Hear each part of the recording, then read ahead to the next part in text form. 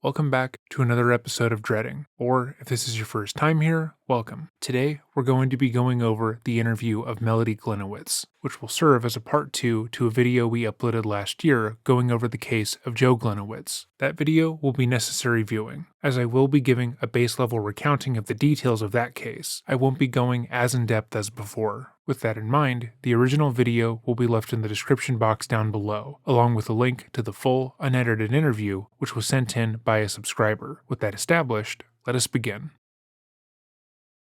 On September 1st, 2015, Officer Joe Gliniewicz was driving into work when he saw 3 men, 2 white, 1 black, lurking around an abandoned cement plant in Fox Lake. The area was considered to be high risk, with it being used by local drug dealers and criminals, so Joe approached the 3 men, suspicious of what they could be doing. Before Joe could speak to the trio, they bolted, quickly making their way to the marsh behind the cement plant. Knowing that they were likely up to no good, Joe gave chase and radioed for backup at 7:52 a.m. 10 minutes later, Joe would be found deceased. He had been shot twice with his own gun. The first gunshot hit his bulletproof vest and his phone. This shot alone would have incapacitated him and left him breathless. The second shot was odd, as it appeared that whoever had shot him had purposely shot him from a downward angle after pulling his bulletproof vest forward, ensuring that he was killed. His head was scraped and bruised, as if he had had some kind of altercation. Besides his deceased body, there was no other evidence that a fight had taken place. There was no evidence that another person, much less 3, had been in the area when Joe had been killed. But despite the inconsistencies at the scene, the responding officers took the crime scene at face value.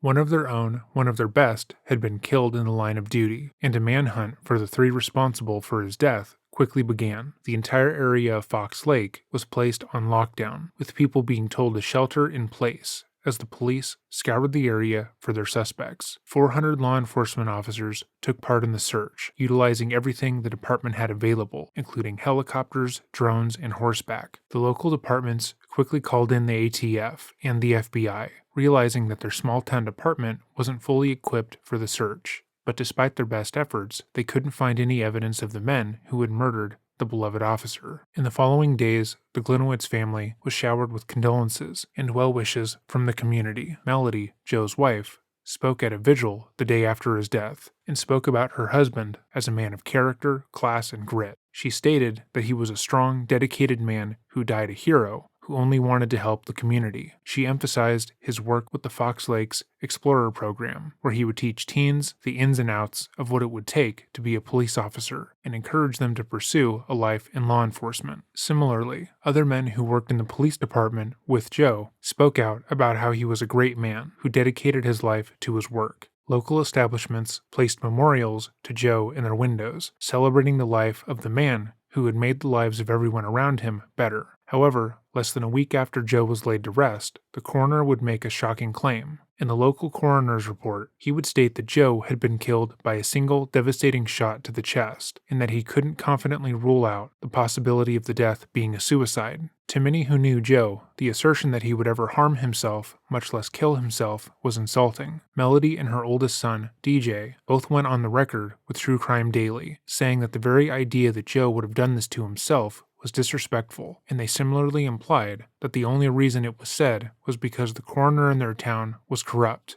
and simply didn't like Joe. I wholeheartedly believe he was murdered. And to say otherwise? It's disrespectful, hurtful, irresponsible. When the coroner said maybe it's a suicide, how did you take that? There was a lot of anger. The coroner is an elected person. He didn't perform the autopsy. The one that performed the autopsy came and stood on my deck and told me everything. And there were 2 shots. Somebody that is going to kill themselves is not going to shoot themselves twice. My husband was a firearms instructor. He was a sniper. There were things that were happening in our life that people who are going to commit suicide would never do. He'd already applied for chief's jobs in other towns. He was retiring out. We were planning vacations. He lived for these things.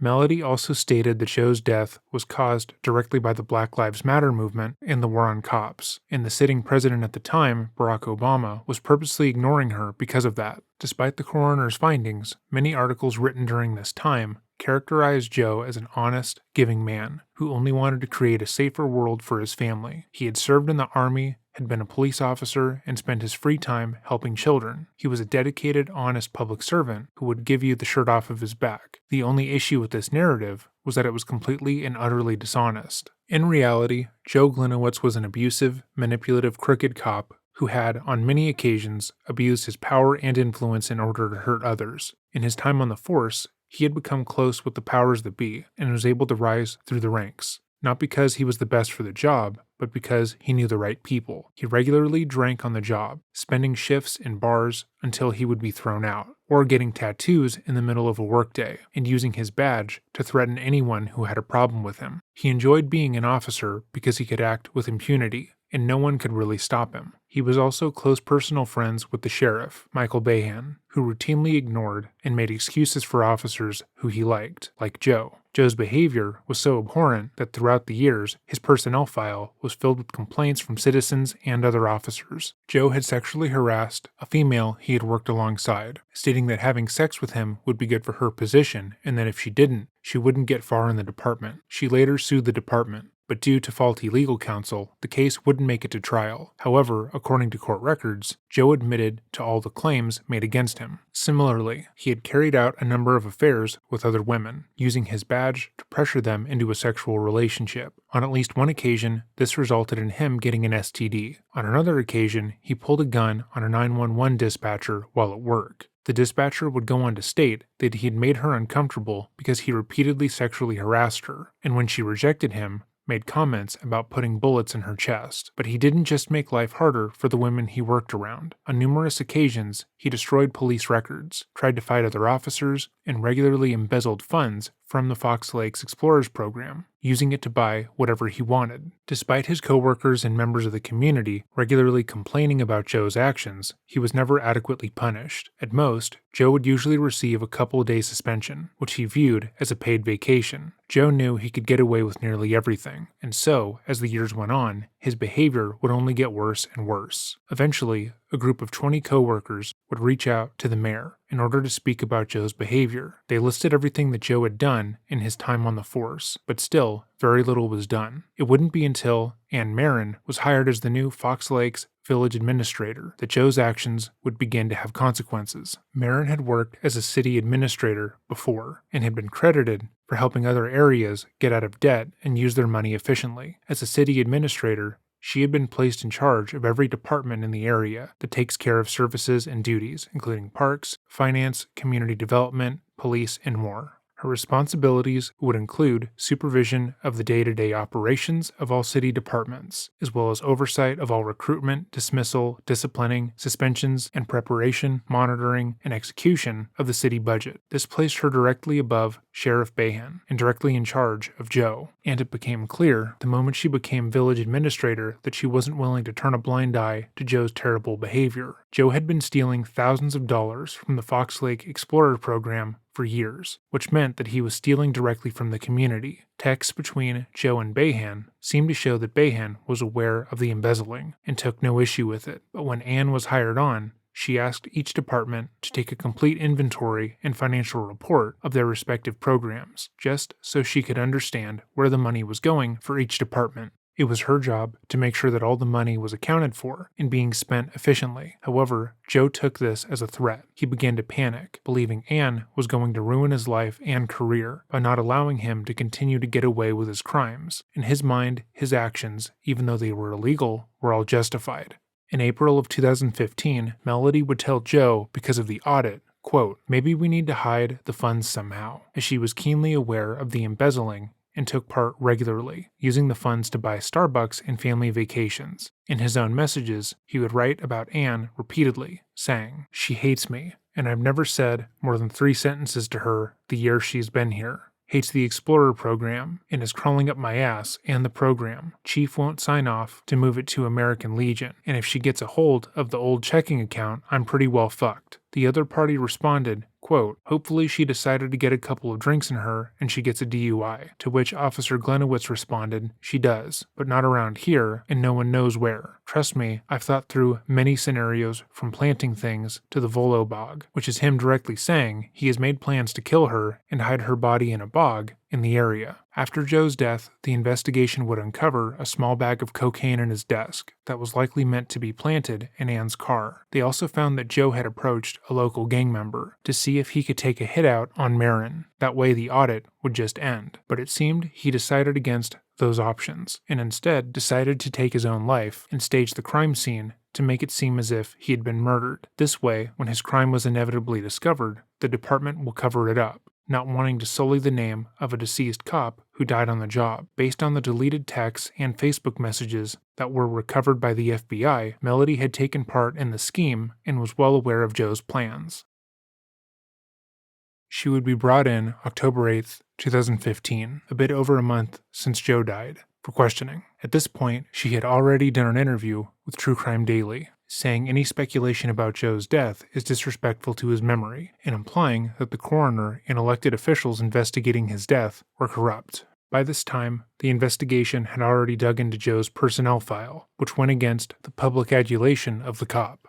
They had also found discrepancies in the Explorer program's budget and found that Joe wasn't the squeaky clean cop he was made out to be. The investigation at this time had also uncovered that Melody and the couple's eldest son had likely taken part in Joe's crimes, and their main goal when talking to Melody would be to gather more information about Joe and determine if she was an active participant in his crimes. Meanwhile, Melody's goal when speaking to the police was to ensure that her husband was remembered not as the guy he was, but as the person she portrayed him to be, which meant making sure that the police don't think that he had any reason to harm himself, and maintaining Joe's version of events. Let's see who was successful.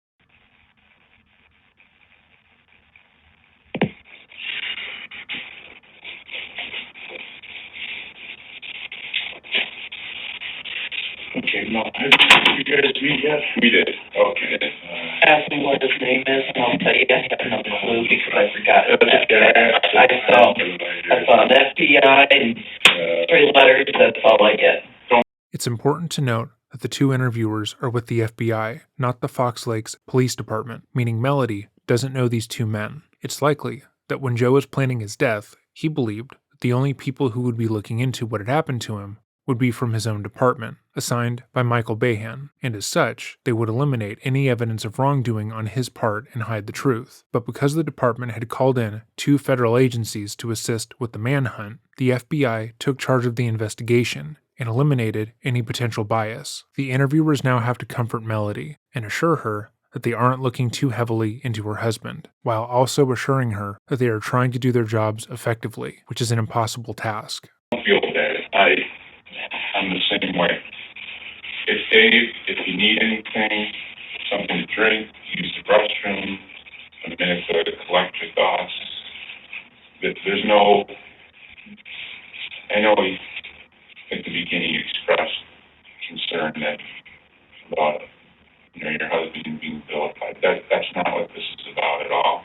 If you're going into an interview to discuss the death of your late husband, who died in a tragic murder, it's highly unlikely that you would be overly concerned with the idea that he was going to be vilified by the investigation, especially if he was revered in his community, as Melody stated he was. You would likely have more pressing concerns, like how to be of service to the investigation while dealing with your ongoing grief. However, Melody cannot help herself when it comes to showing her hand. She doesn't want the FBI to look into Joe's dealings and how he misused his position. But she's so worried about it, she purposely draws attention to it with the hopes they don't look into it any further than what she has already said. This kind of fumble will occur multiple times throughout the interview. It's almost comical to note that before the interview even began, she was already drawing attention to her lies and their scheme. Okay, so, again, can't emphasize enough. Want to take a break? Absolutely. Something to drink. Part that rattle is obviously, you know how much scrutiny this thing has got and how many different directions. Everybody in town's got their idea of what happened, what didn't happen, that kind of thing. And I hope you know anyway, we're working just get to what happened. That's it. As we have moved forward in the case, obviously the questions come up, and I can tell you sometimes we don't get paid to ask the popular questions. Sometimes it's, and nobody's a cop for 30 years without getting muddy sometimes. It's just the way like this. I have said to my people I work with, after seeing all of this, I don't want anybody to do anything for me, because you got half the people that want to love you and half the people that want to hate you, and it's just tough. And I can't imagine what's like being part of the family that has to deal with. You can turn on literally 2 different news stations and watch different stories depending on who's telling the story, you know what I mean? But along the way, obviously, there's things we have to talk about so that we can get things all worked out and make sure we get the best picture of what happened, and serve you guys in the best possible way we can. So today's kind of an interesting day. Today we're interviewing you. The other guys are interviewing other, I believe the ex-chief's talking to somebody today. The RB kid, or RB, is that how you pronounce his name? RB. Yeah, he's we're gonna have a chat with him today. So there's we're going in several different directions today, and so hopefully we can clear some things with you, and then get you out of here. And we are still moving in a direction to find out what happened to Joe. Unfortunately, like everybody keeps saying, nothing, no scenario is really off the table yet based on the physical evidence part that we have. You know what I mean? So I would love to have the smoking gun. Every morning I wake up thinking I'm going to have 3 guys in custody. You know what I mean? We're just not there yet. Okay? So we got some questions that we came up with. As we're asking you the questions, if you have something you want to add or something we're missing, or you have a question for us, please just throw it in, okay, Mom? So that we can, we are not here to attack anybody. I just want you to know that I'm not. I hope you don't know me that well, but I'm a cop's cop. But I also, here's the problem. I'm not a big baseball guy. I'm more of a football guy. But there's a term in baseball that every batter wants to see the pitch coming in slow, because you can always hit the pitch you can see. You know what I mean? I really believe kind of that's how things are when it comes to stuff like this. I want to see the questions coming in slow, because at some point it's not going to be us who are on Joe's side asking. At some point, people are going to FOIA this case, and then some of these questions are going to come out, and they're going to come at you. You know what I mean? I'd rather be in a room with us so you're prepared for it later if it comes out. That's kind of that's the approach we really want to take. I want you to see the questions coming in slow. Okay? So. The interviewer just spent 4 minutes telling Melody in various ways that he is a cop's cop, and therefore can be trusted. For nearly her entire adult life, Melody has been surrounded by cops who would identify the same way and would cover up another officer's wrongdoing if need be. Officers like Joe would identify the same way, with their belief being that an officer of the law puts you above others, and therefore any action taken can be justified. Everything he just said would be incredibly encouraging to the widow, especially since she doesn't know them at all. I'm going to start with some of the questions that you had, maybe? Or? Yeah, and just to emphasize some of the things that he's saying, because there are different opposing theories in this case,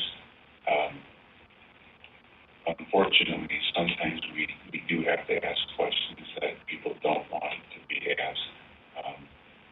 As you well know, it's part of the job. It's not something that we came up with on our own. Let's say with this one, it's just part of the investigation. We want them to come from us. This isn't going to be something that's adversarial at all. I'll ask a question. You want to take a minute to think about it? That's fine. We're not judging you based on she took 10 seconds to answer that. and sometimes you have to work, I hope this comes out correctly, but sometimes you have to work harder to disprove theories. And I understand that. Okay. No, I understand Okay. that. It's just, I'm at the end of the boat. Okay. We're trying to empathize with you and understand how you're feeling, okay? Because truly, we think we know, but really we don't. Okay, so we're trying to empathize with you, and we'll take it slow. And again, we'll take breaks as you need to, okay?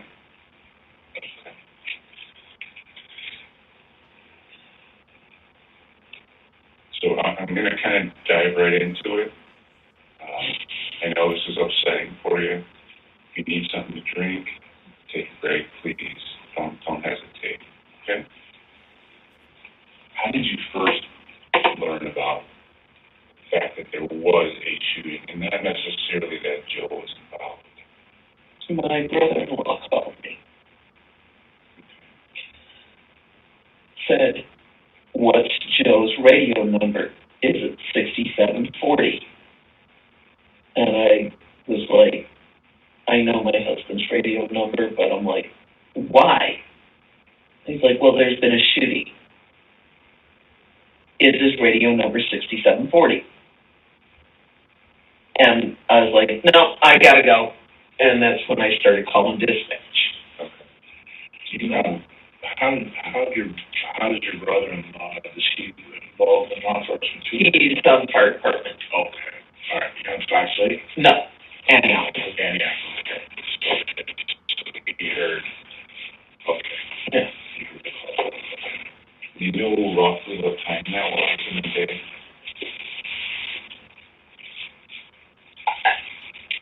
I don't know because I know. I don't know. I wasn't looking at a clock, and all time just went completely gone. Okay.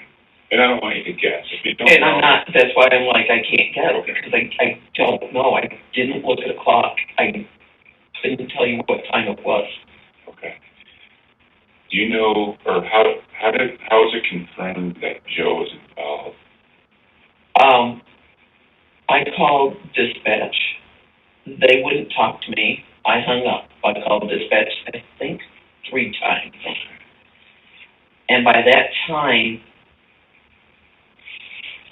I know I had called Behan because I had called Joe's work phone and his personal phone, and he wasn't responding. And he would have responded. And not getting answers from dispatch or anyone, it was do the math. Okay. At that point, I didn't know if it was he was wounded or if he was dead. Mike, I think, had called me back and said he was on the way to pick me up. And we went to the PD.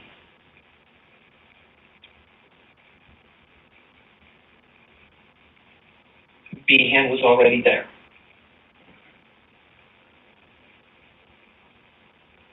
I walked through the door and he said, Mel, he's dead.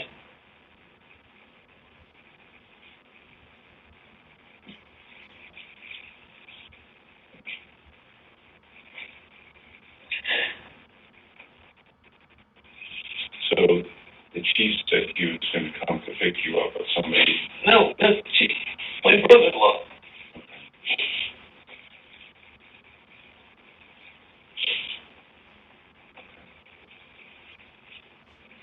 How many times did you call Joe's phone? I don't know. I know I called his work, and I know I called his personal. I know I left messages. And I don't know how many times I called. Okay. What was dispatch message telling you when you called them? Not a damn thing. I just wouldn't say. They would.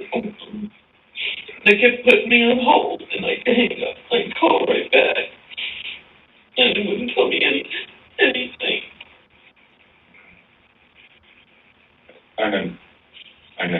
On a typical day, and I use that term loosely because there aren't very many typical days, but if there were, would you normally talk to him in the morning before he left for work? Yeah. Okay. What would that conversation, just like a kiss goodbye, have a good day, or Yeah. I mean, I can tell you exactly what we said that morning. Okay. You know, the typical morning was he'd wake up, around 5, anywhere from 5 to 6. Okay.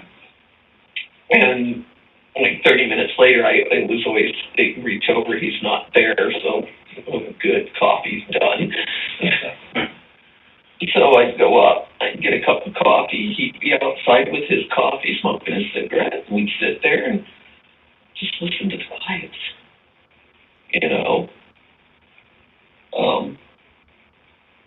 I'd come back in, he'd go downstairs, get a shower, and get ready for work. He came up that morning, asked him if we were doing lunch, and he's like, yeah, I'll give you a call in a couple hours, we'll figure out where to go. Okay. And off to work you went. And that was that day, Yeah. on September 1st. Okay. Okay. So did Foxley give him a take-home car? He drove his own person. No. So he had a take-home? Yeah. Okay, well, that's one of the things I wasn't sure one way or the other. Yeah, he had to take home in the Sally Port at the PD. Okay, all right.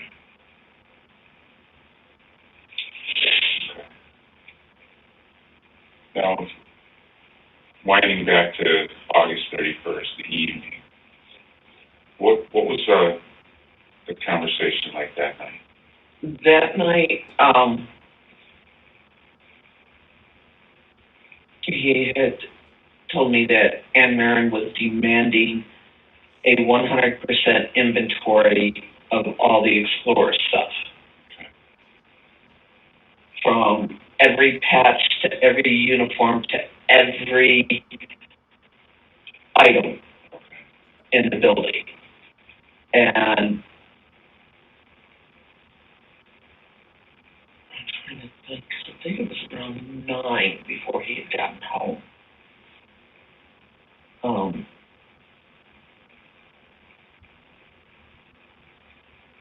trying to think what time he had sent me a text saying, come grab some stuff out of his car. Because we were in the process of changing the Explorer post from the PD to the American Legion. Gotcha. Okay. Because he still wanted to do the Explorers, but since he wasn't going to be an employee of the PD, we wanted it someplace where we could still be active in it. Okay. So the American Legion was willing to take us on, and that's where we were going to go. So he wanted me to have all this stuff because it was supposed to go Tuesday morning. They were supposed to do the final paperwork to switch it over. I see. And they never did. Okay.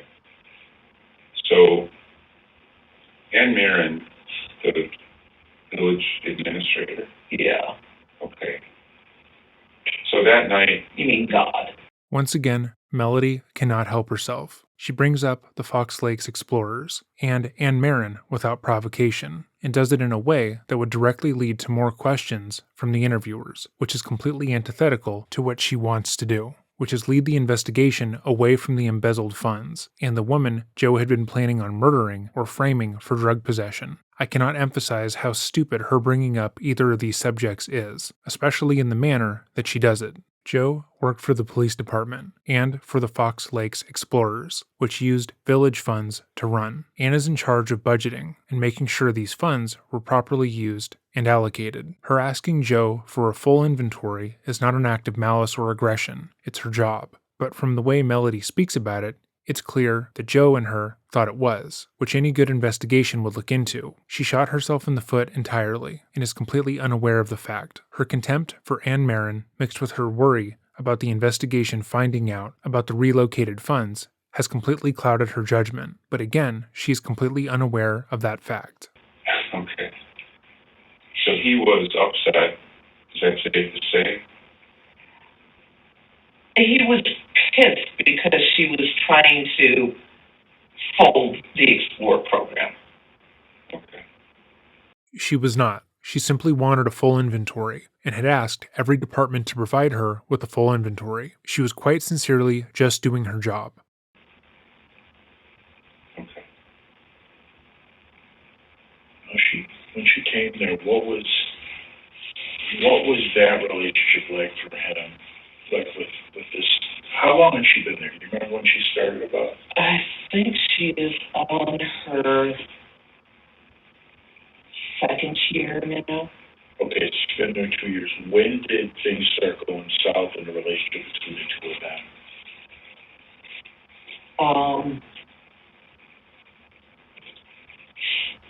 Or I guess a better question is, what was kind of like the precursor? What turned the corner with her? Why'd she get so bad?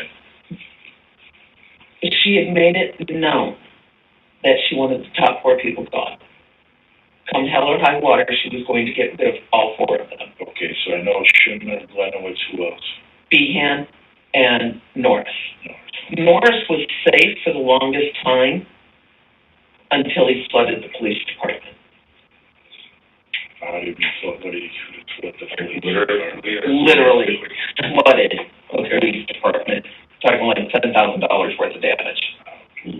He had, because he works at Island Lake, and apparently he had been there and then came to do his real job and had eaten in his office, taken his bowl, put his bowl in the sink, turned the water on, and walked away for several hours. Okay. So it proceeded to overflow and flood the entire police department. And at that point, she was like, done with him. Okay. What she is talking about is a fireable offense. To be clear, flooding a whole police department, accidentally or not, and causing $10,000 worth of damage and likely destroying police records in the process is something that someone should be fired for. Yeah. But she had made it known to everybody that she was going to be bringing in the deputy chief from Prospect Heights, who was her friend, Okay. and he was going to run the department. Okay. So now she starts writing Joe on different things. Explore, of course, was the biggest thing, or was there a variety of things? There was a variety of things. She targeted Behan when this investigation started, Okay. on the internal. Right.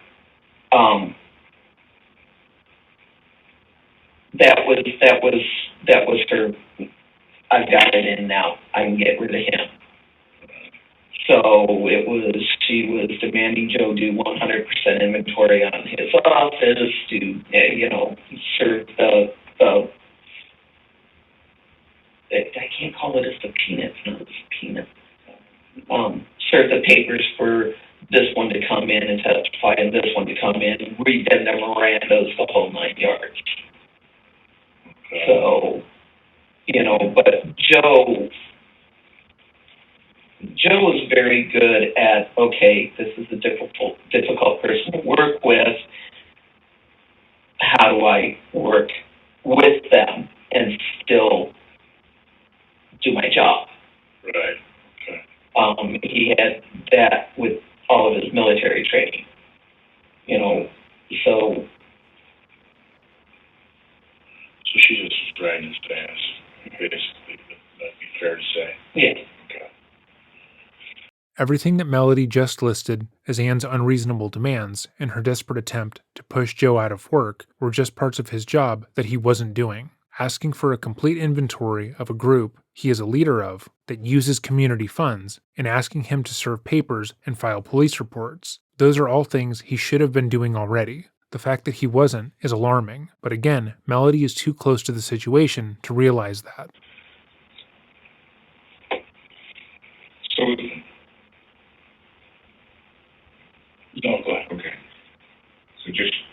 shifting, we talked about the 31st. So now the morning of the 1st, he already told me he felt he was in bed. So coffee was made, which is a good thing. I can relate. So he would normally go out, smoke a cigarette. We would hang out together. Several cigarettes. Okay. My mistake. He'd go out. Eventually, he'd come back in, shower up, get ready for work, and then off to work. Mm-hmm. What, if anything, do you remember about that morning, other than typical what you just described about the coffee and cigarette? Anything in the conversation, his demeanor? No, I mean, it was a typical day. Okay. Love you. I'll talk to you later. We'll do lunch. You know, I mean, it was, I was at the PD, you know, multiple times during the week, giving him Starbucks. You know, I mean, so if we weren't meeting for lunch, I was out running errands, grabbing a Starbucks, swinging by the PD. Okay. You know, and he'd come out, have his smoke, and I'd have his Vente black eye. Here you go, hon.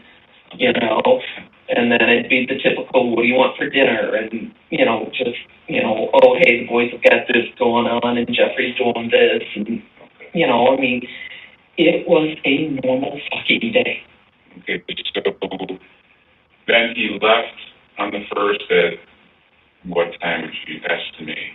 Same time, earlier, later? Not the clock time. I know you don't know that. Joe, up until, you know, the last few weeks, Joe was very haphazard on what time he would be there, because if he was doing explorer stuff, he don't have his time because he wasn't getting paid for it. So he'd start later. You know, sometimes he'd go in at 9, sometimes he'd go at 9:30. She had basically put the kibosh on that. You will be here at roll call every morning. This is where you will be from now on. So she dictated where he had to be and when he had to be there.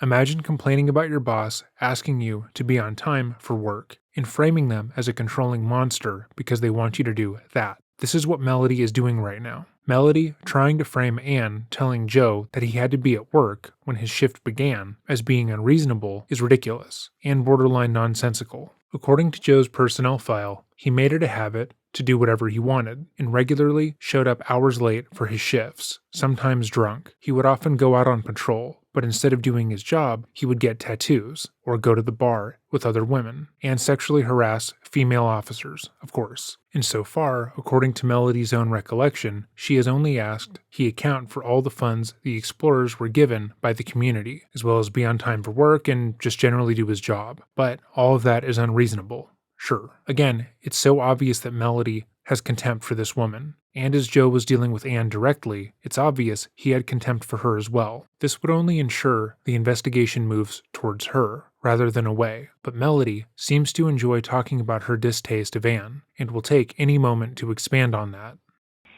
So did he plan, or do you know if he intended to go to roll call that day then, or? I don't know. I mean, you know. So did you have your coffee, your cigarette? Mm-hmm. So he had cigarettes. I don't smoke. Right. Okay. Yeah. So it was a typical morning. You didn't leave earlier than usual. Right. Safe to say. Safe to say. Yeah. Since all of her internal investigations started, it was a typical morning. He was going to have his coffee, have his cigarettes. We were going to small chit chat. You know, what do you got planned today? What are you doing? Got anything for the explorers? And you know, we were actually gearing up because we had a swap weekend planned for the explorers. So we were making sure we had the finals on all of that put into place. You know, so, you know, and then his one thing for me was to make sure you get a hold of Pepler, who's the BSA rep. And have him get this stuff, because Monday was when the shitstorm started, because Pepler had called Ann Merritt after we instructed him, don't talk to her, talk to us. And he called her and got her all riled up. So it is shit. So that's when she started with I want the inventory, I want all the money, I want this, I want that. And we're like, why did you do this? So the subject of Pepper's call though was this move, right? From Fox Lake to the American Legion? No, we started that a while back when Behan was still the acting chief. That part was coming. She knew that, she didn't know. No, she did not know. Okay. Behan knew, Donnie Schmidt knew, the mayor knew, and I don't think she knew until that Monday. Okay. What was the purpose of Pepper's call there, do you know? No, he briefly spoke to me and said that I was just running it by her. And we're like, we told you not to talk to her. Right. Joe and Melody seemed to believe that if they got private funding for the Fox Lakes Explorer post, they would no longer be accountable to Ann Marin, and therefore wouldn't have to turn in the inventory that would indicate that they had embezzled funds. This is patently false, and also very stupid. Getting private funding would no longer make them accountable to the city going forward, but they would still have to account for the money that they spent prior. It seems, by what Melody is saying, when Ann was made aware that they were trying to move the Explorers from being a part of the police department to being privately funded, she rightfully called them out, trying to shirk their duties. Yeah, because you knew that was going to cause a shitstorm. Yeah. Okay. Yeah. That's when she really got in and drove out the inventory this day, not taking anything basically until we know what it is. Right. And I know for a fact, Joe wasn't even dead 24 hours. The she went and immediately changed the locks of all of the building that we used and locked us up.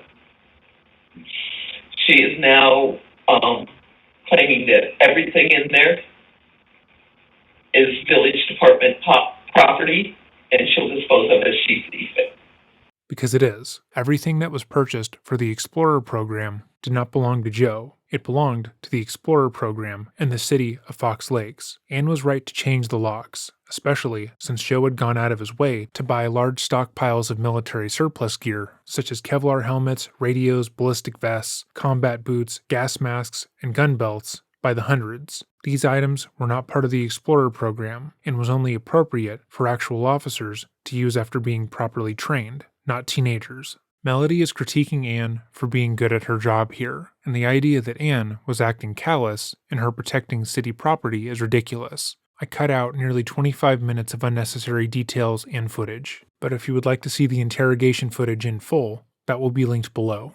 All right, so while you're doing that, I'm going to ask you a couple more questions, and here's where it gets to the point where it's not, these are questions that aren't pleasant to ask or probably to answer, okay? Just a few of these, maybe some others down the road, but did you ever have any sexually transmitted disease? I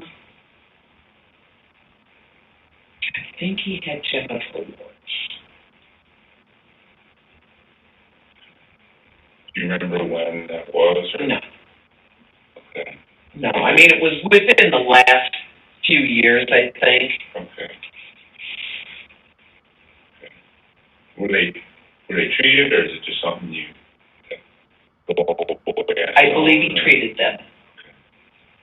So it's in the last few years? Yeah, I can't give you the. You don't have to. Yeah. So he saw a doctor. They're treated. Yeah, it would be Lynch, who was his family physician. Okay, Lynch. If you have ever been in a monogamous relationship for a significant amount of time, and the only person you're sleeping with is your partner, you are not going to contract an STD. But by saying that Joe had, within the last 2 years, Melody was confirming not only that Joe had cheated on her previously, but she was well aware of it, and given her tone of voice, it didn't necessarily bother her. She is more upset at the woman who was telling her husband that he needed to come into work on time than she is about him cheating on her. Okay. In terms of stress, I know we talked about the village administrator and the inventory and all that. Were there any other stressors?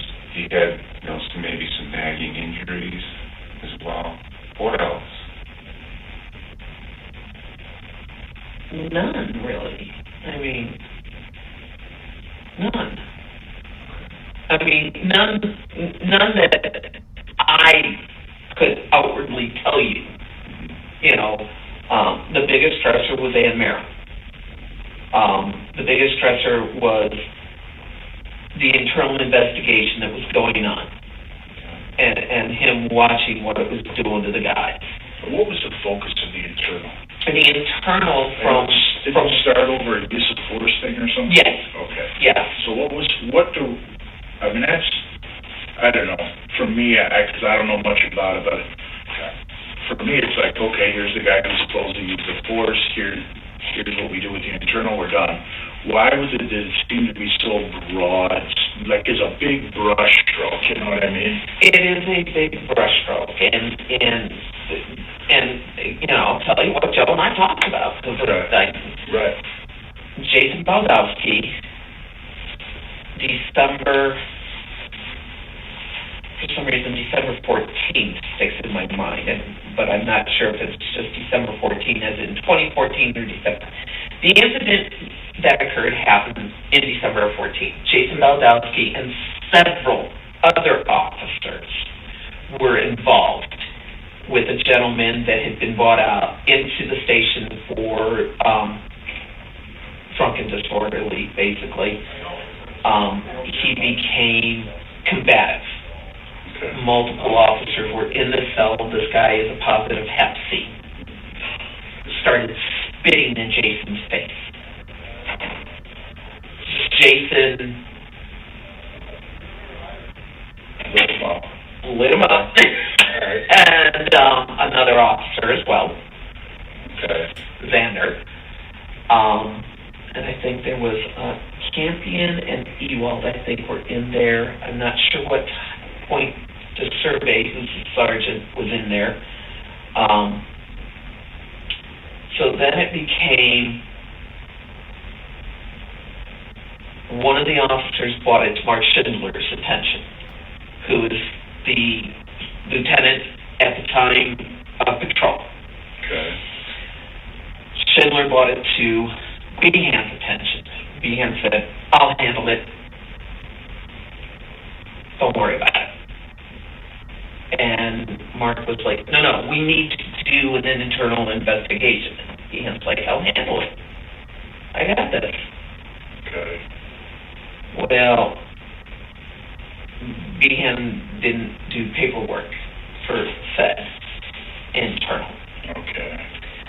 So at some point, Behan talked to the gentleman that had been brought in, and went out, located him. He's transient, found him, said, "Were you hurt or were you injured?" His response was, "I don't remember."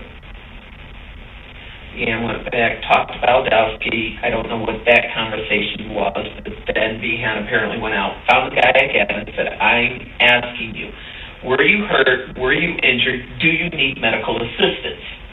And the guy said, "I probably deserved everything I got." Okay. Okay. So Behan issued, I believe it was 4 days. And I think he served it during the Christmas time, which turned out to be 5 days because there was a holiday involved. So he gave him a punishment. So here's punishment. He said, "Okay, fine." In the meantime, there is a person by the name of John Hoyne who hates Jason Baldowski with a passion. killing another officer? Yeah. Okay. Hates him. I mean, we're talking vehement hate. Every turn of the knob, fire his ass. I want him fired. I want him gone. I want him gone. What's Hoyt's position? I can't remember if he was a sergeant. Okay. I think he's a sergeant. Okay. So there are a couple little hidden puppet masters. Right. It's like everywhere. And the biggest puppet master is Joe Martin, Okay. who's an officer. He had no love lost for Joe. Didn't like Joe because Joe was like well liked in the community. Okay. You know, he wanted Tom Olson, who had been fired twice from 2 separate last chance contracts, wanted him hired back, was doing everything to get him hired back.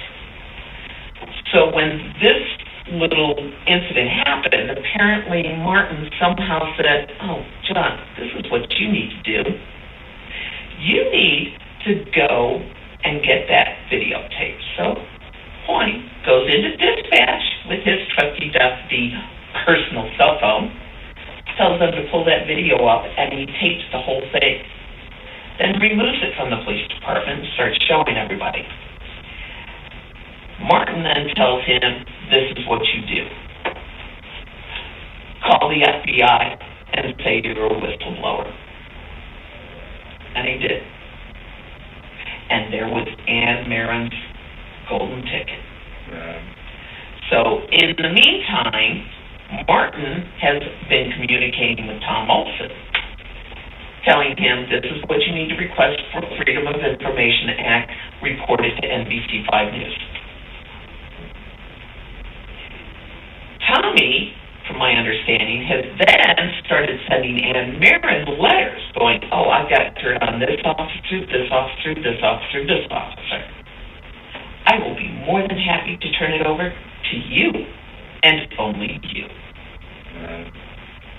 Let's briefly go over the events that Melody just described. At some point, a homeless man is brought into the station and booked for being drunk and disorderly. While in a cell, he spits on an officer, and in response, a group of officers subdue him. We don't know the details of this, or how much force was used, or if the person was injured during the altercation, but apparently the incident was bad enough that a number of officers involved stated that the incident required an internal investigation. Sheriff Behan responds that he will handle the situation and that he doesn't want to do an internal investigation on the off chance that they acted with unwarranted force. Behan talks to the man who had been in jail, and the man supposedly states that he doesn't know if he was hurt or injured, and that he had it coming, which doesn't seem like what someone in that situation would say. But this man is likely not in a good position to go against a sheriff, or the department as a whole. Behan doesn't file anything regarding the incident, and actively avoids an internal investigation, despite the fact that it is policy to do so. This is also likely because incidents like this one fall under Ann Marin's purview, and if he should file the paperwork, she would be made aware of said incident. Another officer who had been involved feels uncomfortable about that, and decides to leak the details of the event to the FBI and Ann Marin, including the fact that Behan never filed the paperwork.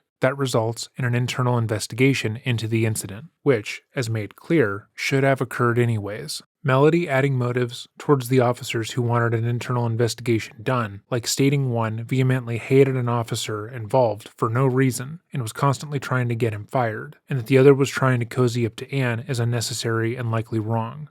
Every time Melody tells a story, she is very clear on who she supports and who she doesn't. If you tell her or her husband to do anything that is in their job description, you're a dictator and a tyrant. If you disagree on how Joe did things and the department as a whole was running, given the incredibly obvious issues and corruption, then you're a disingenuous hack. Meanwhile, Joe is just a good guy, despite everything he had done to show the opposite.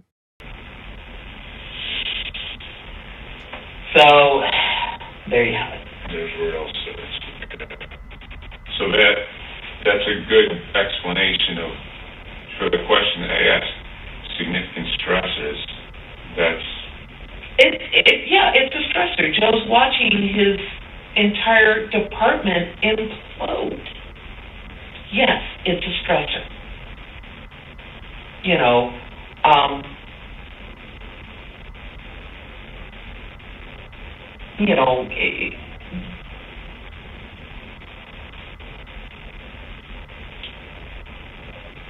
was it enough of a stressor that Joe would end his life over it? No. No. He wanted to make sure his guys were okay. He would literally call Jason that whole time Jason's been on administrative leave. Are you okay? Do you need anything? He would call Behan. Are you okay? How you holding up? Mark Schindler was also suspended through this whole thing on Ann Marin's orders. And he would call Mark. Do you need me to do anything for you? How you holding up? how else did you react to that, to the stress?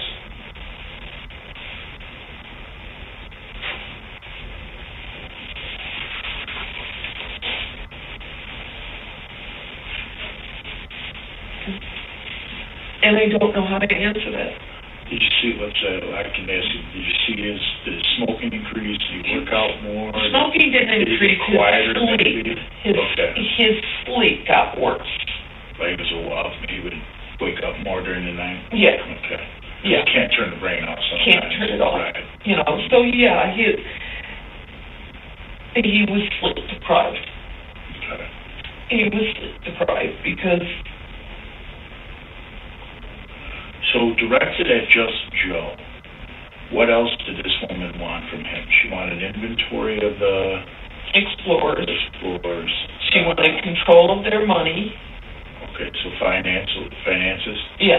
Okay. What kind of finances did the explorers have? Just like a bank account kind of thing? Yeah. Or how does that work? And Yeah. what goes into that? They're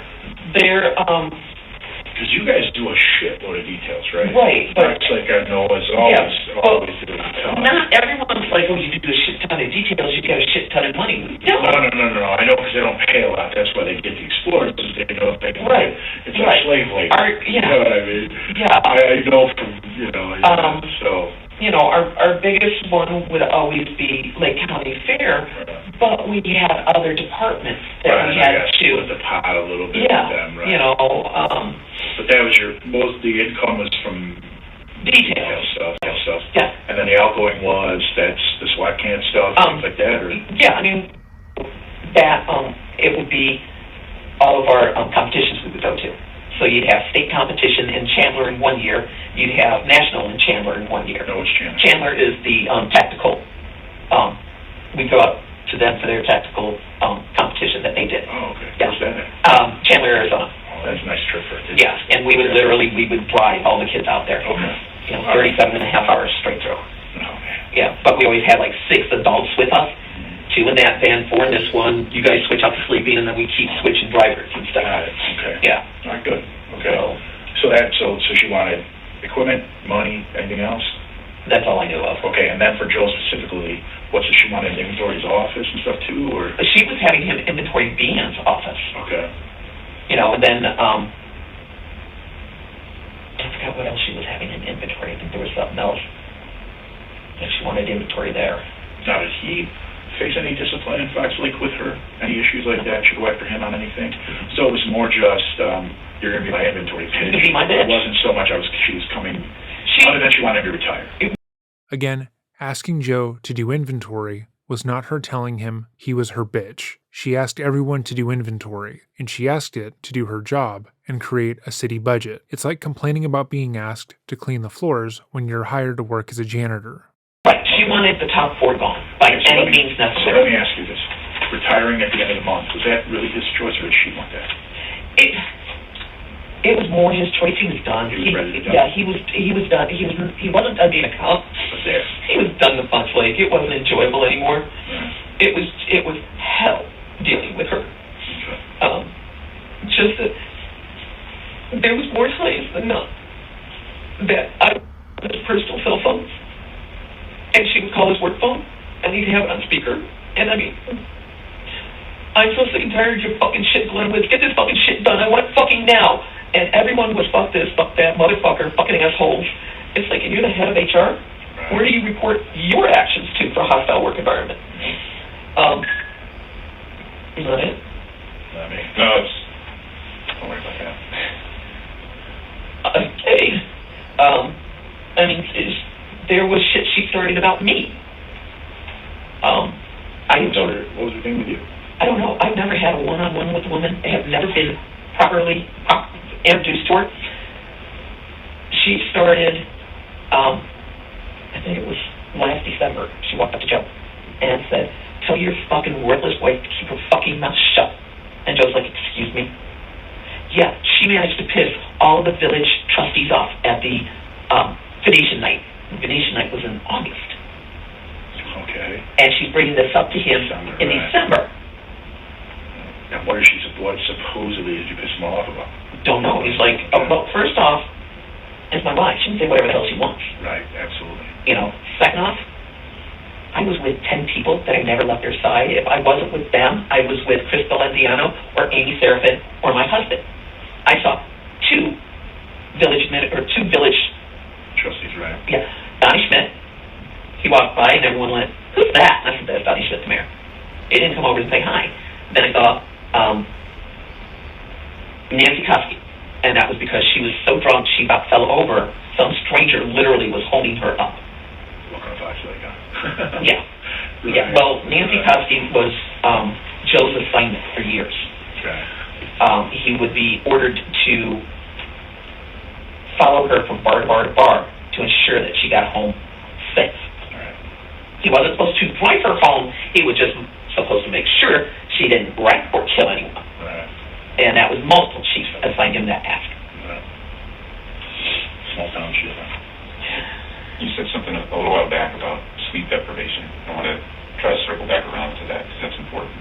When you say that, what do you mean? He just wasn't getting a full night's sleep. Literally, he would wake up 2 or 3 times. You know, so I mean, it wasn't a solid. What was a full night's sleep? Right.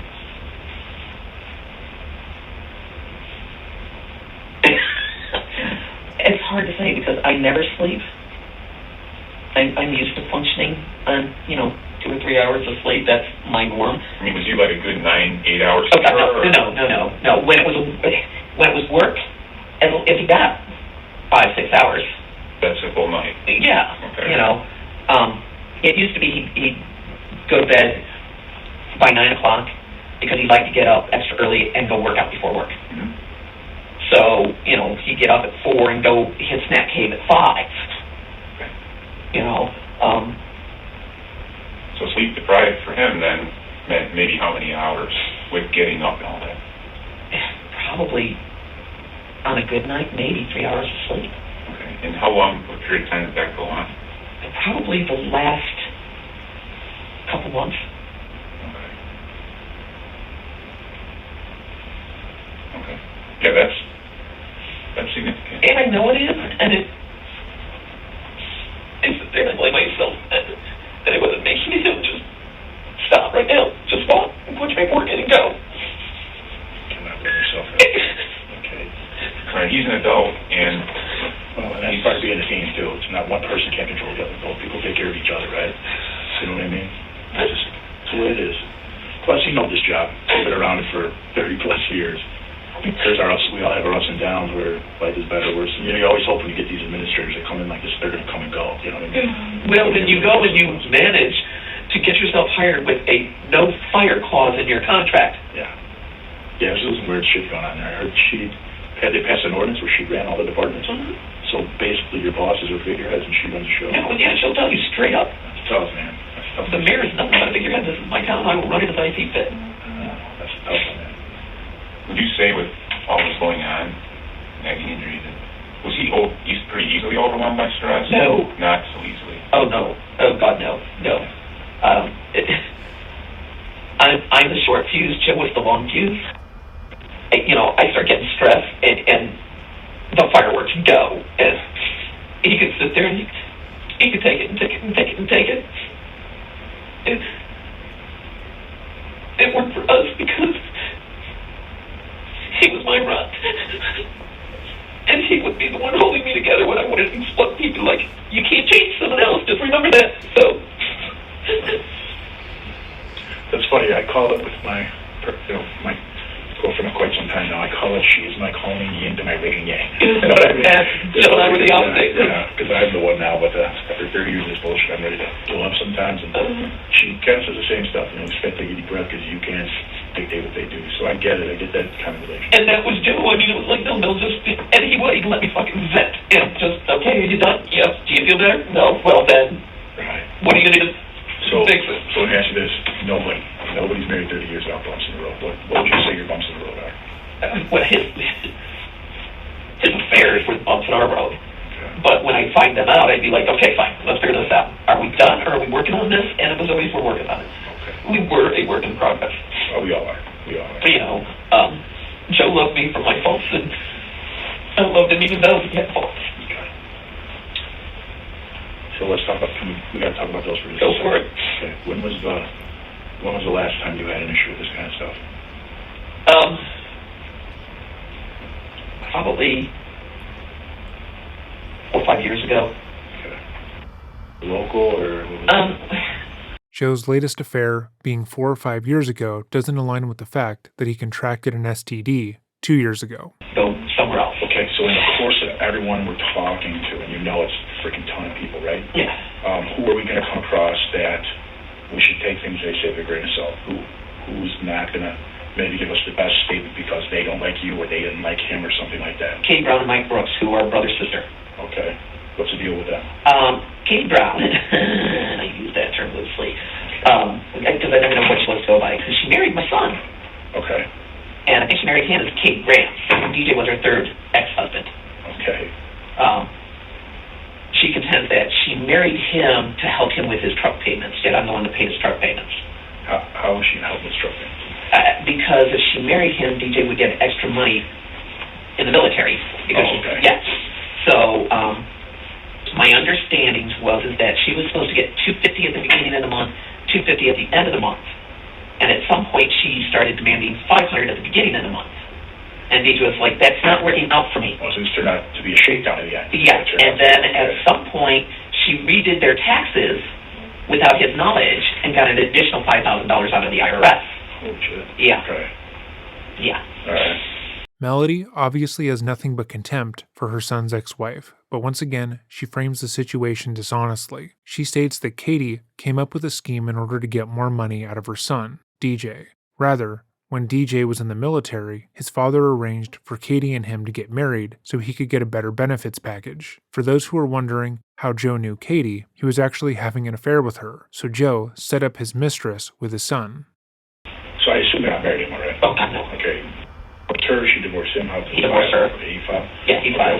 Okay. How long did they actually stay married? I don't know the actual, it was like less than a year, I believe. Oh, it's like a Kardashian thing. Yeah, and the marriage was not consummated. Okay. This bitch actually contacted me when Joe died and started going, oh, I'm so sorry for your loss, and I went off on her. And she has now made my life a living hell. No, how is she doing that? Because now she keeps sending me messages about how she's going to put all these emails that Joe gave her about how horrible our marriage was, Okay. and she's going to make them all public. Okay. Was this girl ever one of the issues you and Joe had? She was an issue because she was constantly, apparently Joe financially helped her Okay. because she so needed a tattoo. Okay. Yeah. What's truly strange to behold about Melody in this moment is that she has nothing but contempt for Joe's mistress and her son's ex-wife, but she has none of that for Joe himself. Joe actively cheated on her, sent Katie emails about how much he disliked being married to Melody, and how he wanted to divorce her and give her money. But for some reason, Melody holds her responsible for that. She frames the situation as if Joe was unable to defend himself against this woman, and that is clearly not the case. It's similar to how she frames Anne Marin and any other person she doesn't like. They are just wholly and entirely evil. Meanwhile, Joe's actions are nothing but honorable, or at the very least, understandable. Sorry. No, do what you gotta do. Yeah, it's called mute. So yeah, she was a thorn in the side, and then what about her brother now? her brother, because she went to him saying that Joe stole all of her naked pictures. I'm like, yeah, honey, you sent the naked pictures. Let's call a spade a spade. Right, just man up to it. And she, because I called her on the carpet on that one. Okay. Yeah, I did appreciate seeing your naked ass on my husband's phone. Right. No, he stole those pictures off my laptop. My husband can download your laptop to his phone. Got it. So now her brother keeps putting shit out there on his Facebook about how Joe committed suicide and he was worth this piece of shit and this, that, and the other stuff. Okay. So, What's the brother's name again? Mike Brooks. Mike Brooks, okay. Yeah. Did either one of them come to the funeral? Yes, both did. Again, like I said, I'm just gonna ask it. So, other than the naked pictures, any kind of affair activity with this girl? She said no. Okay. How about, here's a better question. When's the last time they ever had contact that you know of? Nothing recently? What do you think? I don't know. Okay. I don't know. Okay.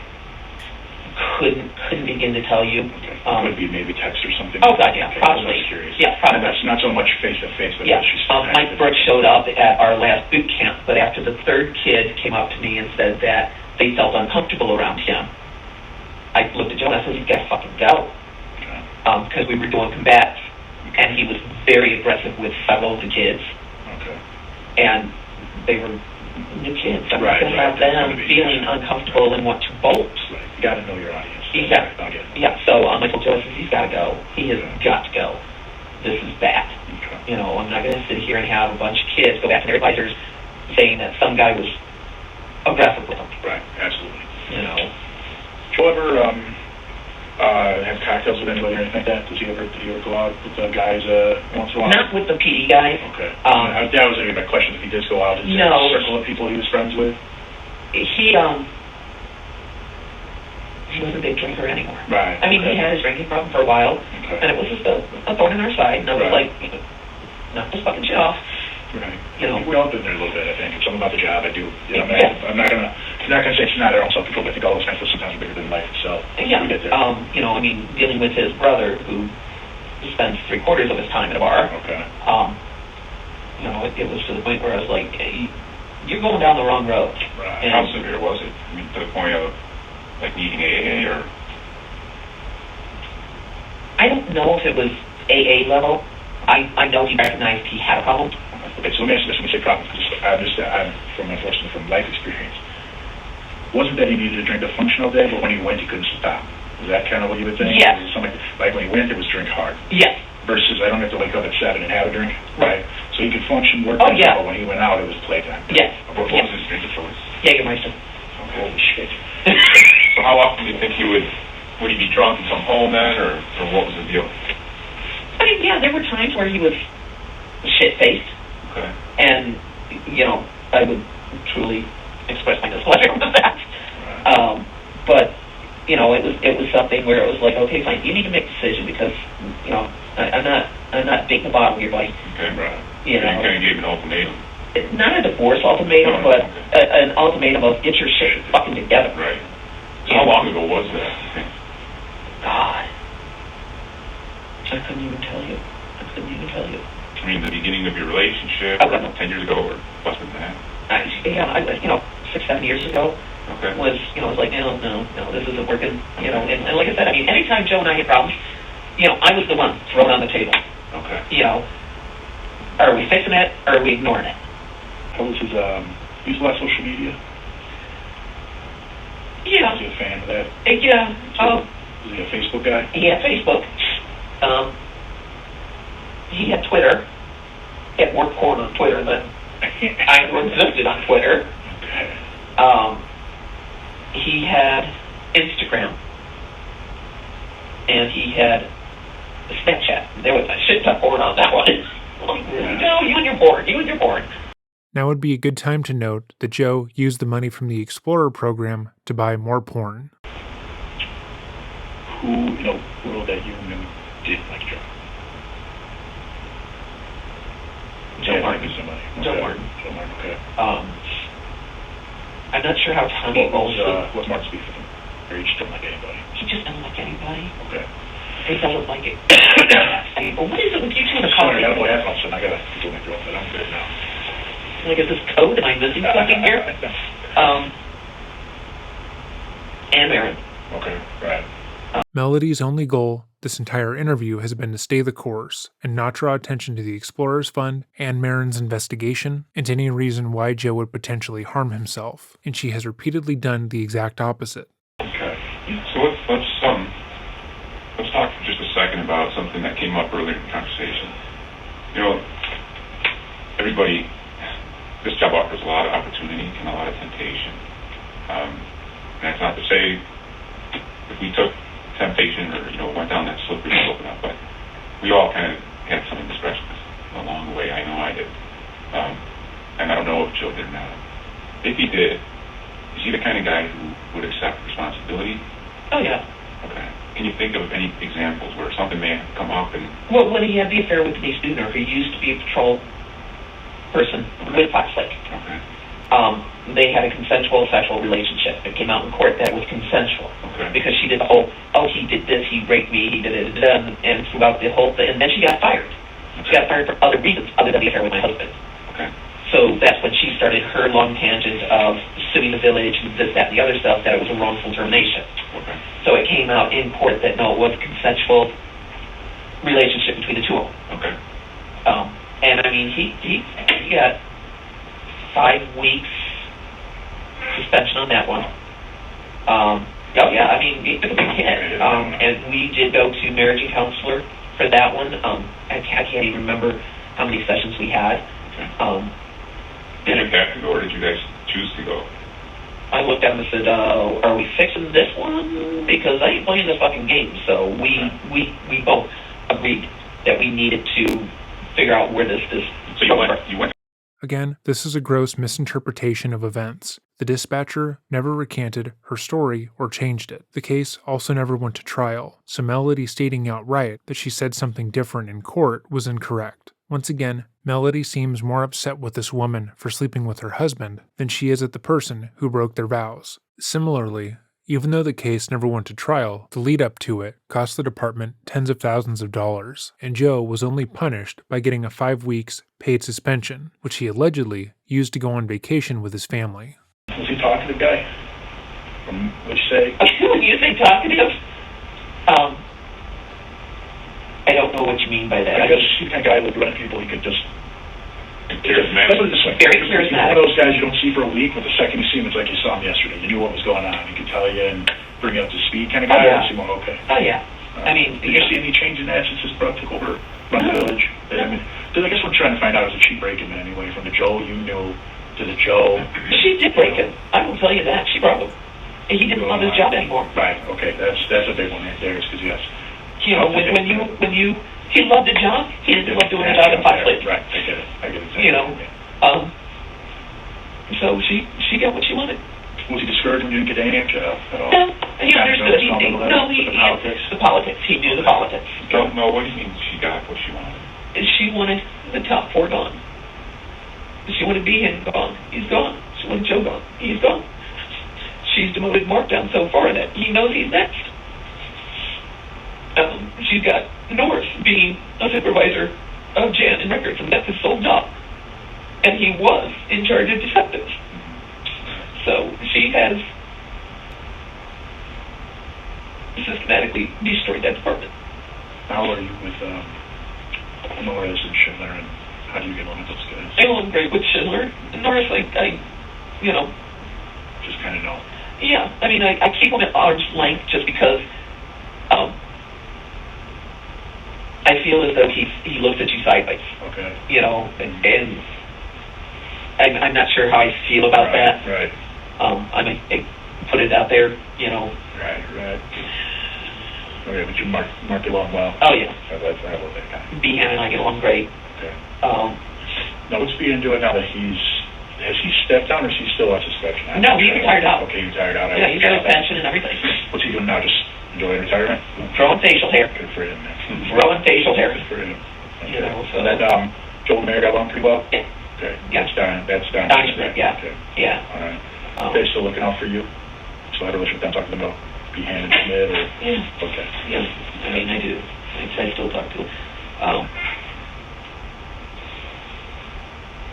I miss my family, Right. I get it. but I don't know who to trust. I understand that.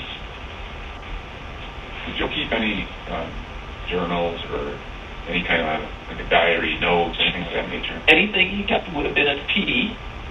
Home life, no. I mean, he had his military crap at home. I mean, I got more damn military base camp maps everywhere.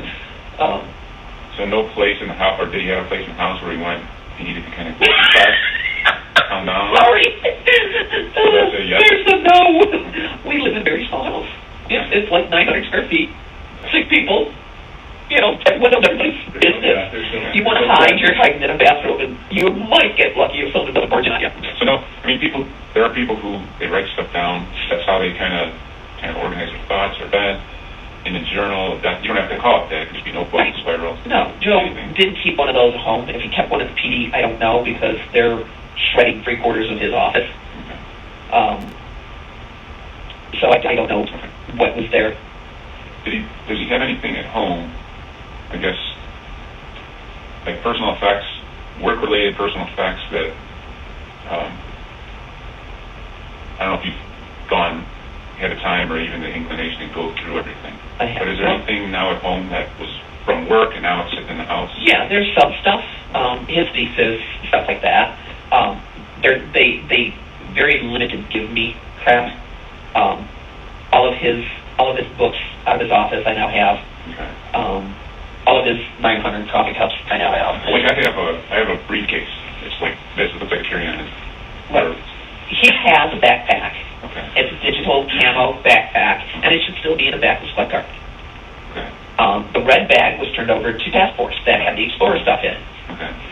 You know, so anything that you guys have asked for, I'm like, Okay. Any other containers that, work-related stuff? I don't even know what container, but... You said the night or a couple nights before he was bringing some Explorer stuff around. Was that just... Did he bring a Foot Locker or a couple Foot Lockers home to the house? I haven't even looked. I know he sent me a text message because I wasn't home when he's like, hey, I just dropped the Foot Lockers off. Where are you? Okay. And I'm like, pulling up the driveway. You know. Any idea what's in those? No, I haven't even looked. Are they home? I don't know if they're home. I would assume they're home. I haven't even been in the garage.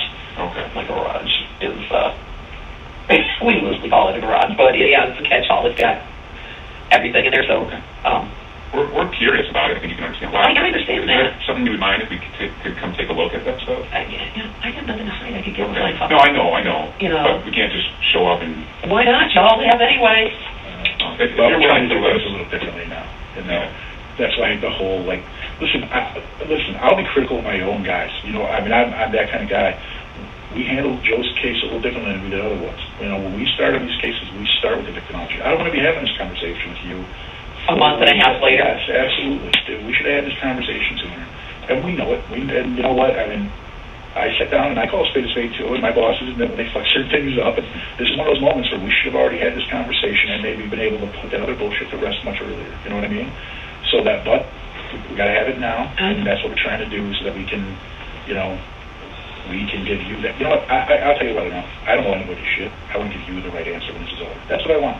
I want your kids to have the right answer. I'll tell you something. Just like every cop does in every call where they see a kid and they think of their own kids, in a call like this, I think, how would my children feel if that was me? And they want the truth.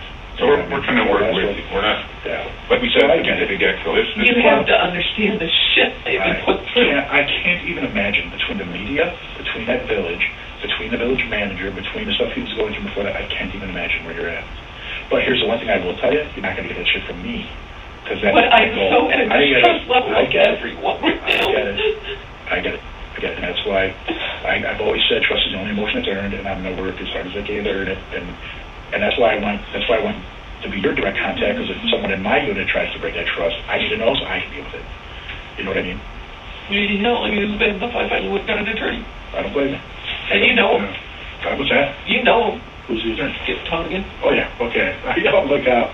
That's funny, man. Game on. Yeah. No, I don't blame you. Listen, listen, I'm on this job too. I get it, what how Joe feels about the job. But I told my family the same thing. And you're having to meet, you get a lawyer first, and you find out the truth. Let them find out the truth. You know what I mean? I understand where you're coming from, and that's why we want to work with you, figure this out. You know what I mean? Because the last thing I want is, some piece of shit Chuck Gowdy guy to get a hold of this. And, They already have. Make it their own. They already have. I know.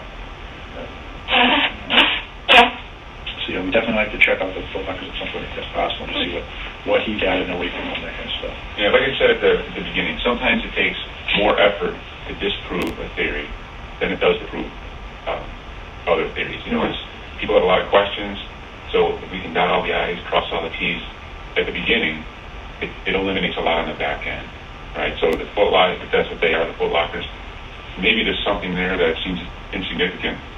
Maybe it's all insignificant, but maybe there's one little golden nugget that can answer some questions that we have still pending. Okay, so that's something that I guess you guys will follow up on. Yeah. What about you? What about questions that you have? I'm sure we'll come up with more, but what about you? And there's nothing you will answer. That's the thing. So let me ask you a hard question since we're in that place. What's something in this that you don't want to come out? What are you afraid is going to come out in all this about Joe? Anything? No, I mean,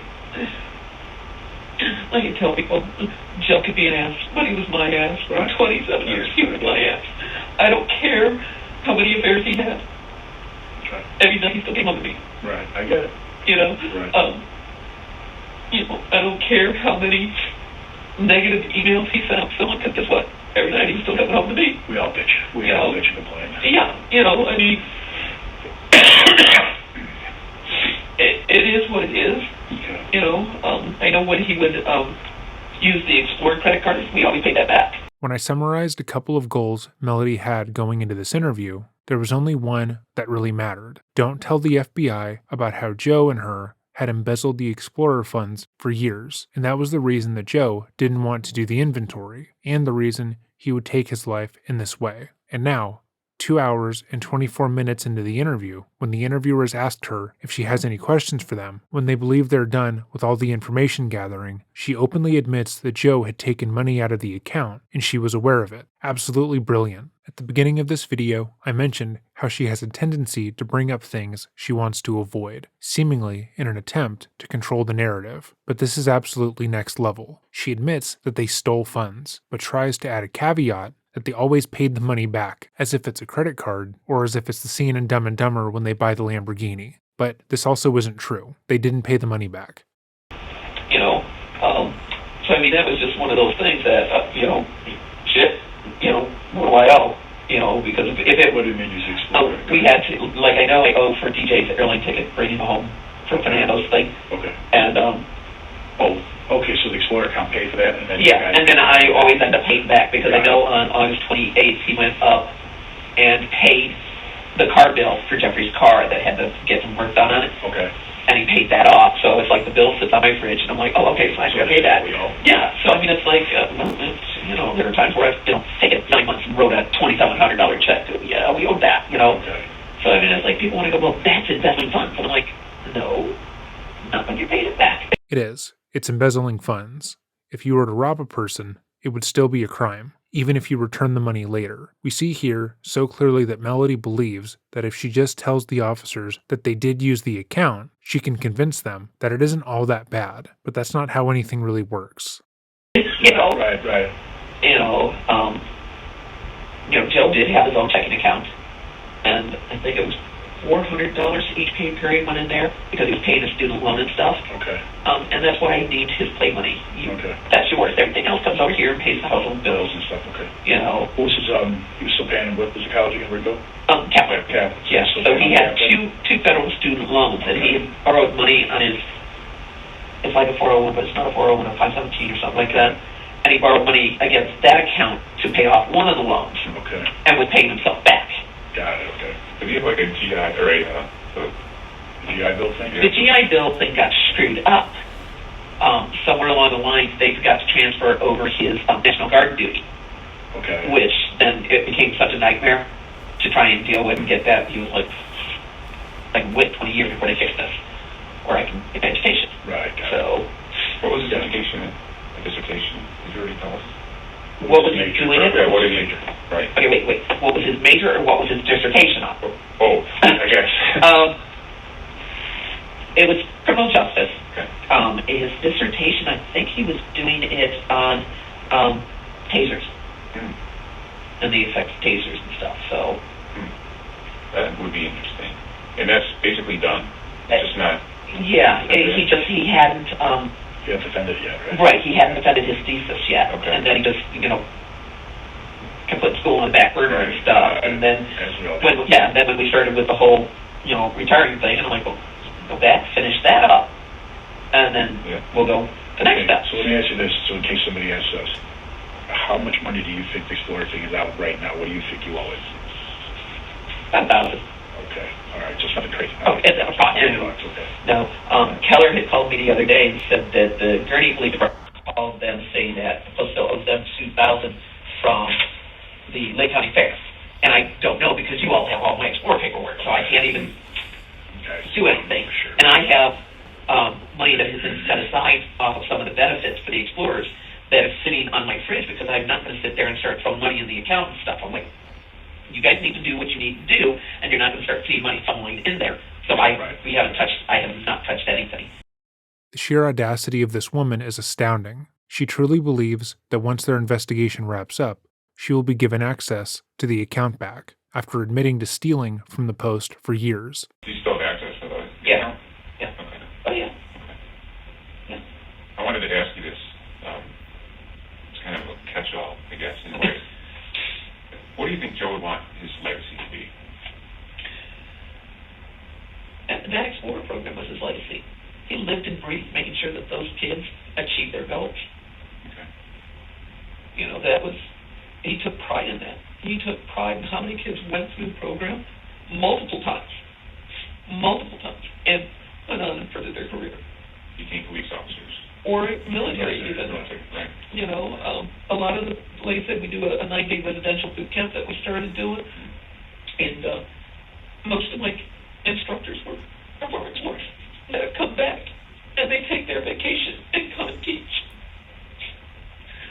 So that was something he was always so proud and honored. So with the implosion of the police department, as you put it, and the Explorer program along with it, do you think he saw his legacy being erased or? No, because the steps were there to move it. The steps were there. That was, we were going to move it to the American Legion to ensure that that was still going on. Okay. So it wasn't, oh, hey, I'm losing everything and now I mean nothing. It It's was still going to be in place. right. Plus, we still worked on the state of Illinois. Okay. So he knew, being ahead of the competition's chairperson, that he's making sure that all the competitions that we put on are in place, developing new ones, taking care of all of that. Okay. So, Now, you guys, you mentioned earlier, too, that you guys had thought of some vacations. Did you mention Vermont? Okay, what was Spartan race. Oh, I should know. like Addison, Okay. Spartan race, Okay. North Carolina, Spartan So race. most vacations were tailored around races then? or- Yeah, I mean, we went out to Hawaii, and it was my 50th birthday, and I'd gone out with the girls to Vegas first. He flew out to Hawaii, to Oahu, because, oh, wait for it, Spartan trifecta race. It couldn't be cheap. Hawaii? It took us 25 years to save up, because that was our honeymoon. Oh, okay. 25 years. So you flew from Vegas out there? Yeah. Met him? Okay. Yeah. How long were you guys out? Probably 9 days, I think. That's beautiful. Well, I told him I'm not a big fan of Oahu, never was. I was supposed to move to Maui before we got married. That's how we ended up getting engaged, just because I said, oh, yeah, by the way, I'm moving in a few months. And then he asked me to marry him. And we went from Oahu out to Maui. Yeah, Illinois. So where was your next trip going to be? Was that the Vermont one then? Probably, yeah. Yeah, I hadn't mapped everything out yet. Oh, you said October, right? Was it in October? I didn't catch the month. I I know I didn't say a month, but I can't remember when the Vermont one was. Because I know the North Carolina one I said was November. Okay. And the North Carolina I think one. all you said was after retirement, this was a plan. Yeah. Was that okay? So, Yeah. Okay. And I know, and I don't remember what order the races were going to be in, Okay. but I know the November one was going to be in North Carolina, and I was like, why go to bed? And DJ's going to be home. You know, so, and he was looking forward to DJ being home because DJ was getting shipped off, or is getting shipped off to Germany. Oh, how long do you think? 2.5 to 3 years. How does DJ feel about that? Oh, he was excited for it. You know, he's still excited for it. Timing's a little. Yeah, I mean, you know, it was him and Joe, you know, because they talk a lot. Out of all my kids, DJ's the one I'll butt heads with, and it's just he is the spitting image of his daddy. He opens his mouth and I fall out. Poor child, poor child. So maybe it'll be a blessing in disguise that he gets to go there and express himself in the military. Yeah, well, I mean, this is his second, because he re-upped. That's why he's going to Germany. Okay. Yeah, so it's not, this isn't new to him. Gotcha. So, Pretty good. Yeah. We're going to step off for 1 second, just make sure that we haven't missed anything. I'm not going to use the restroom or anything. yeah.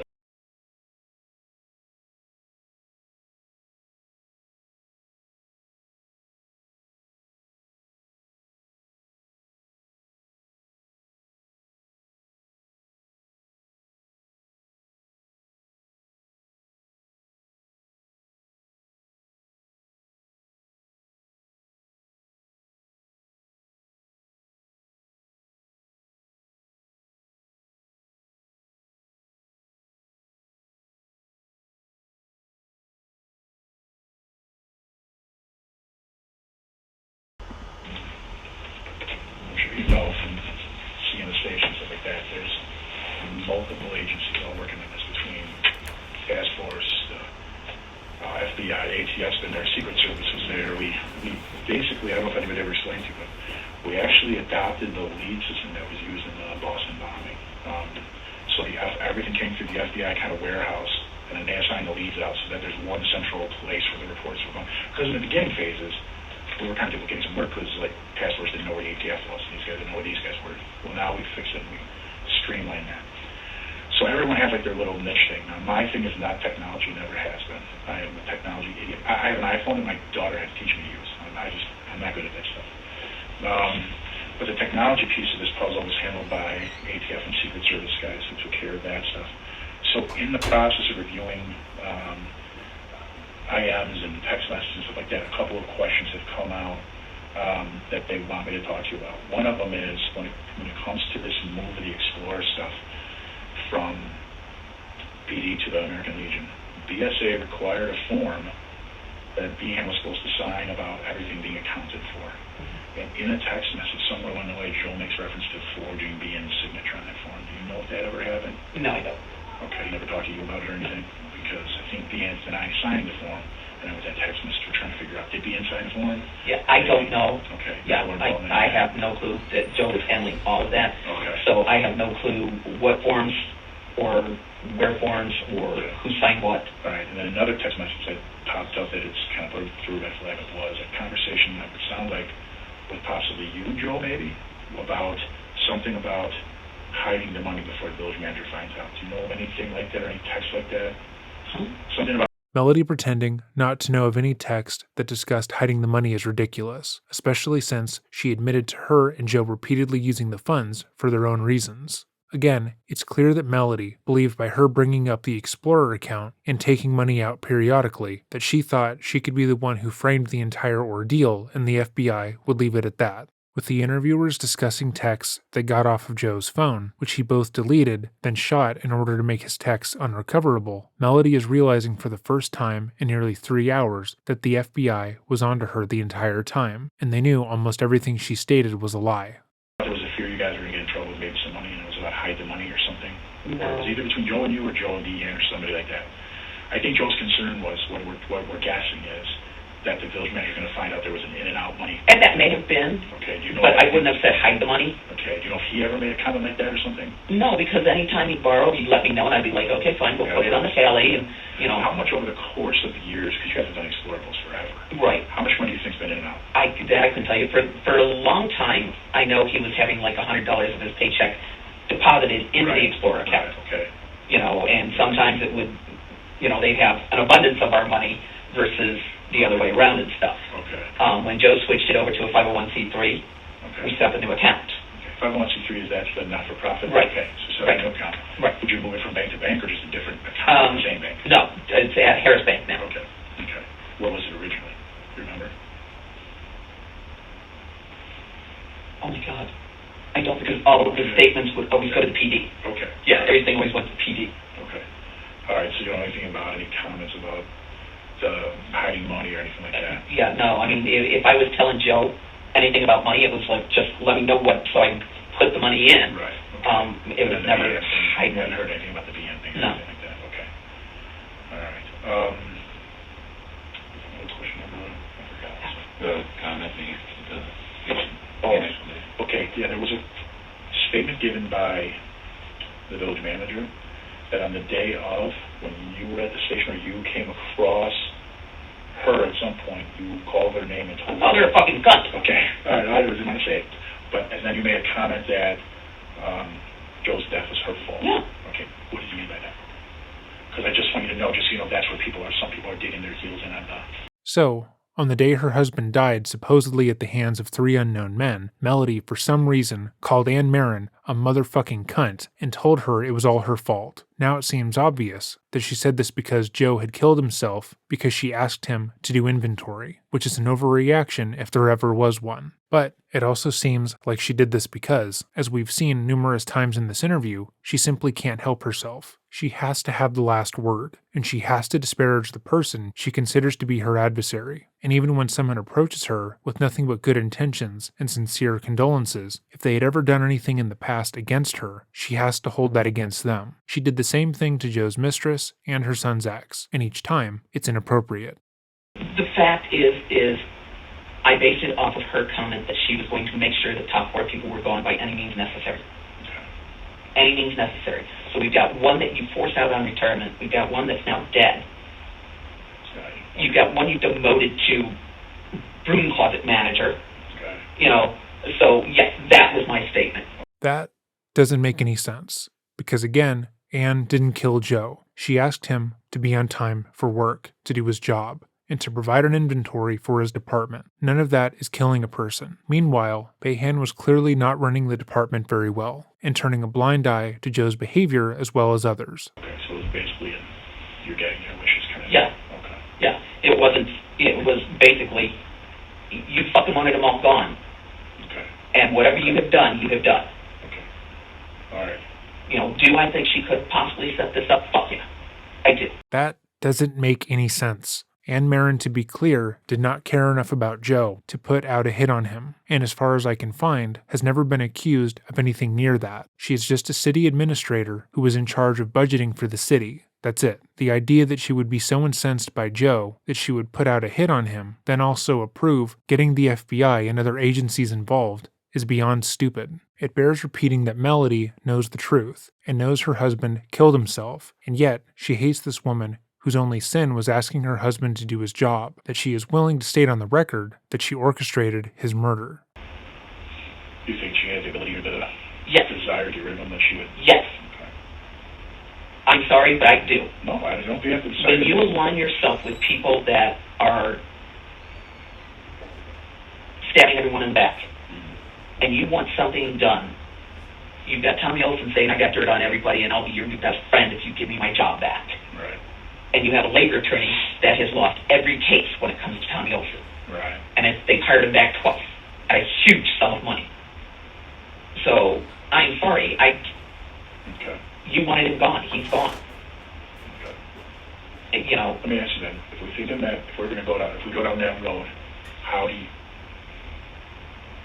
you see that happen? Like, do you think they summon him out there? Do you think, I mean, how do you think that happens? Do you think he's a meeting set up? What, in your heart, what do you believe? And in my heart, I don't know what to believe anymore. Okay. I have been so beat down so much that I don't know what to think anymore. My understanding is she had a meeting and told them, we own this property now. There's too much shit going out there. I want you paying special close attention to it. Okay. Okay, why? Why? You know, that doesn't make sense to me. Okay. You know, none of this makes sense to me. Well, I guess just wanted to make sure you know where he is then. Right. Okay. I mean, she had done it with all of them. You will be ABC, 1, 2, 3, right where I want you. She had turned all the GPSs on their squad cars. Yeah, And she was monitoring it. okay. To be clear, Melody is now crying because Anne, the evil villain that she is, asked Joe to do his job and to patrol certain areas and to keep his GPS on so that he wouldn't, I don't know, go get a tattoo on the job, sleep with various women, or get drunk in public. You know, she had made sure that everyone in the PD knew that she was the one controlling the PD. Yeah. That is a common message. That's what we got from everybody.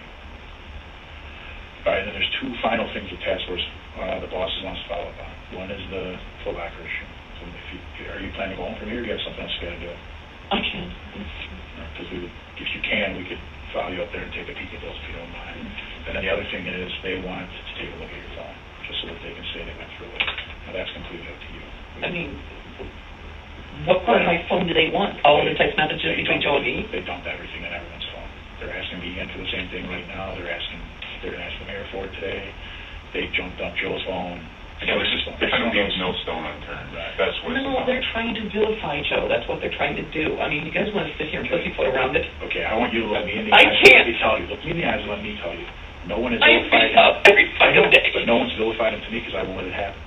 Okay, he's a cop. I don't care what happened, he's a cop. Melody doesn't want to give her phone over, simply because she is now aware that the messages between her and Joe were recovered off of his phone, even though they had been deleted and the phone had been shot. She had not deleted the messages on her end, and she knows that they would find more evidence against Joe should they take the phone. So instead, she decides that they just want to vilify her dead hero husband, and tries to say no. And I don't walk down that road. Okay, if someone was trying to do that, I would recuse myself from this. Okay? All I know is my life is over because the person that fucking helped me out isn't here anymore. Has anyone along the way here gotten you someone to talk to? Do you want someone to know? I don't know what I want anymore. I want the pain to stop. I want my life back.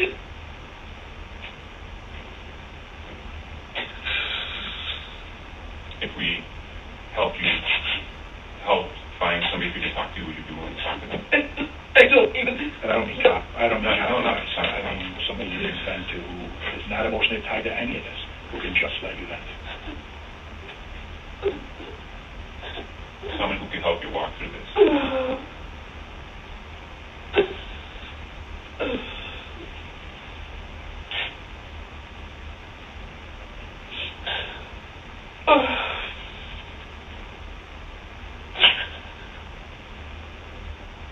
Tired enough to being able to breathe.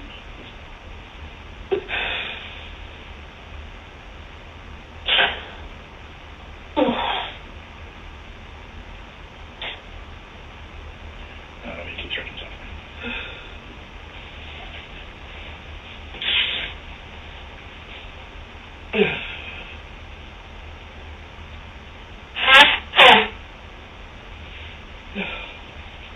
So it's my understanding it doesn't take long to get on the phone. So that's what they want us to ask you. Not right now. Not right now.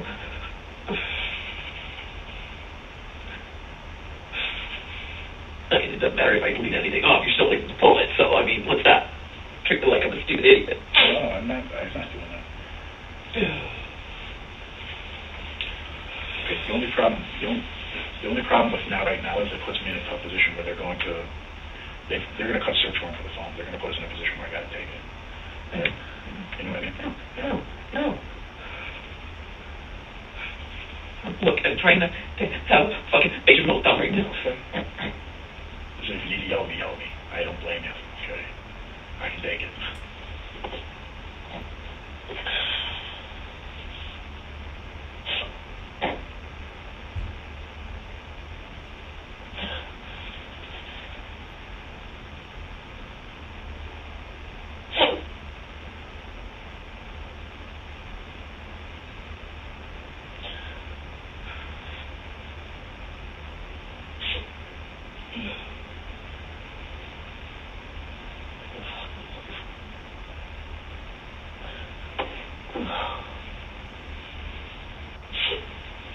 Sorry.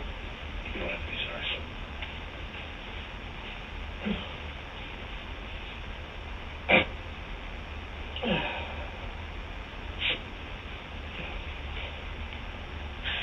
I don't give a fuck about anything anymore.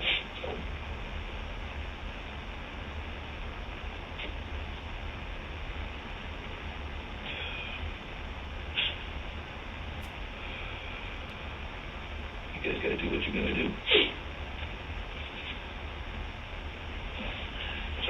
That's why we're asking you for the consent instead. I'd much rather go that route than anything else. So I guess, we have a form I'd like you to sign that you said we can come with you to the house and search the lockers just to make sure there's anything in there that might help us in one direction or the other, and that also there's no bullshit from Fox Lake saying Joe took shit home that belongs to them, because I don't want that either. You know what I'm saying? Okay? Because that's whispered in everybody's ears. Well, it's in the Foot Lockers, listen to Foot Lockers. Well, now I'll be able to say nothing you have to worry about. It's in the Foot Lockers. Yeah, because I have email. I don't even know where he put them. Yeah. I think he said he put them in the garage. Take a peek, and if you don't find them, then you don't find them. That's the way it is.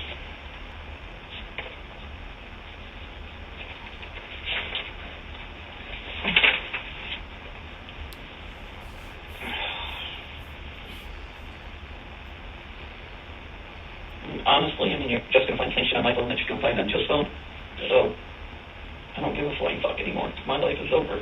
Melody eventually relents, given that her reason for not wanting to comply was flimsy at best. Melody, if she wanted to potentially get away with her crimes, even though she directly admitted to them, should have maintained that she didn't want to give up her phone. You do not need a reason to comply with the police, or any investigation for that matter. If you are in a position and they are asking you to consent to something and you do not want to, simply say no. The interrogator will try to apply pressure, like if you don't willingly hand over your phone, or whatever it is, that you're guilty of something, but that is not true. If you don't want to, don't. Following this interview, Melody was eventually arrested and charged with 11 felony counts of money laundering and using charitable funds for personal use. She eventually pled guilty and was sentenced to 24 months probation. When she was sentenced, Melody made a speech stating that she had no idea that the funds were being misused by her husband, despite her bringing it up in the interview, and claimed that she was innocent of all wrongdoing despite pleading guilty. If you enjoyed this video, hit the like button and consider subscribing. This video was made possible by my patrons over on Patreon, which will be linked below. And as always, if there is a video you would like to see on this channel, email me at dreading.official@gmail.com. Have a great day and remember to stay safe.